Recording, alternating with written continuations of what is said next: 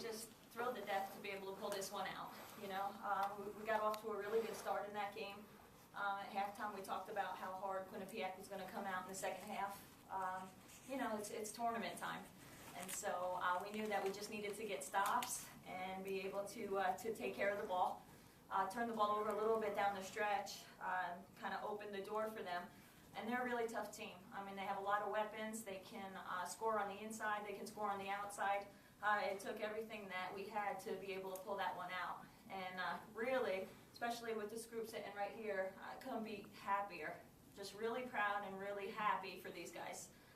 You know, being able to make it to the championship game is something that I know they've been driven about all season long. And so really just really happy to be heading to Sacred Heart. Alicia, just talk about the last couple of minutes of the game. You guys had the lead for most of the game, and then you fell behind, and they went up by 4, and the crowd screaming. It looked like, you know, they were taking control, but you know, then you guys came back. Just talk about what happened. You went down and then back up at the end there. I mean, I think their press made us a little flustered, but I mean, as you can see from experience, we've been through this before, so we knew how to handle it and kind of get back on track. You know, we have some experienced players on our team who know how to handle this kind of situation, so we just kind of brought it together and unified. You hit a couple of big foul shots and a big jumper in there. Did you want the ball in that instance? Did I want the ball? Yeah. Of course. I mean, I think everybody on the team would have wanted the ball, you know, at a crucial period in the game. I think I can speak for the two sitting here. They would want the ball too, but I think that's something that every player wants in this crunch time.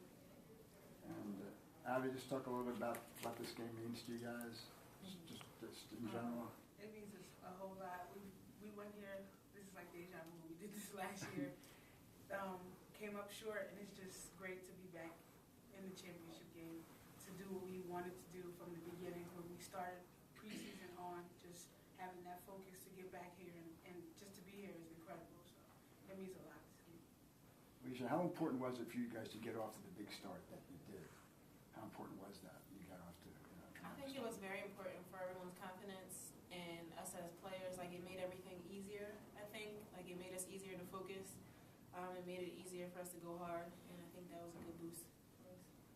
And defensively, like a lot of people played Felicia, but maybe we can talk about Shavana. She played her a lot. Just talk about the job Shavana did on her in the last. Shavana did an unbelievable job. I mean, really, you know, and we knew that we were going to be guarding, you know, Barron by committee. Chevy had her most of the game. Leash was on her a little bit. Gabby Singer was on her a little bit. You know, the thing that is a huge benefit for us and somebody like Chevy is she's got great quickness and great length. And I think, you know, you look at her, you think 6 foot, 6'1". She likes to be 6'1".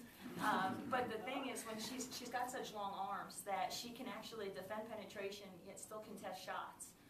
With somebody like Felicia Barron, that's just such a great scorer, the ability to be able to stop her and then get in the air as she gets in the air, so she can't just shoot over us was huge. I thought Chevy starting out on her, she did a phenomenal job, probably really a reason why we were able to get off to such a good start.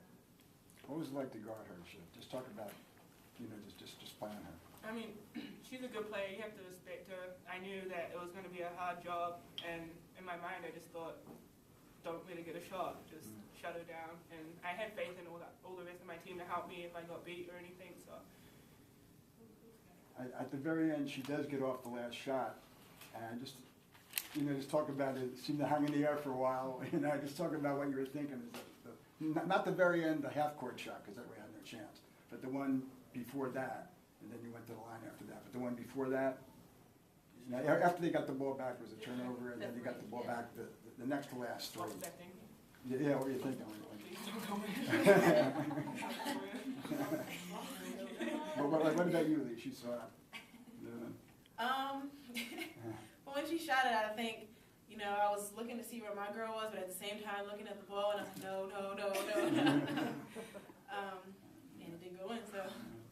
Yeah, you hit some big foul shots, and you're a good foul shooter. Talk about you hit 2 big foul shots, but you're up by 5. You hit a couple more. Just talk about your presence on the foul line late in the game there.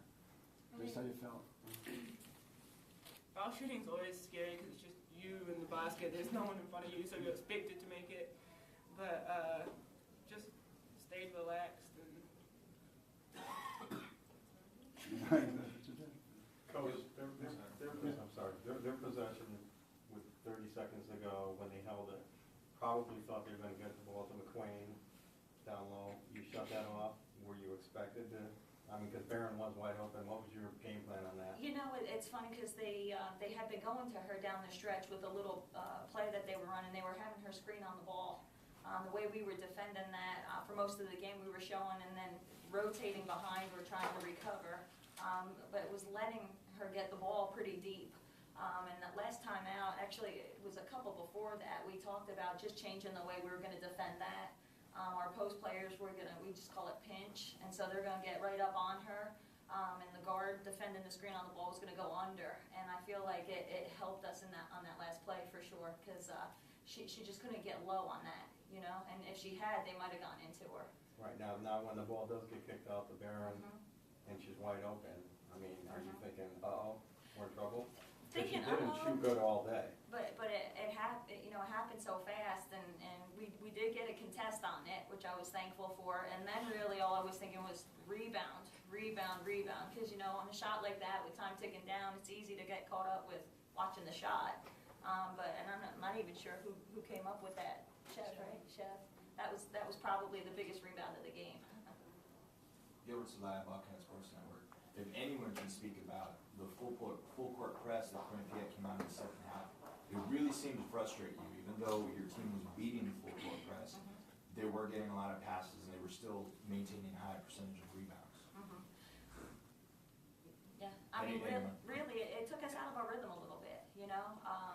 And even when we broke it, you know, we had our post was bringing the ball up the floor, which was the way to break it for us, you know. But now we're having to get the ball back in our point guard or guard's hands and get in a set with 16, 17 seconds left, and so it was very effective. But I thought we handled it really, really well. Once we got the hang of it, took us, I thought, maybe 3 or 4 good tries, you know, and then we just got a little bit more organized. We're able to get into our press break offense, which I thought was a big factor. The first few caught us off guard. We were just kind of scrambling a little bit, but felt confident once we got settled down and got into our press break. I thought we handled it pretty well. Any other questions? All right.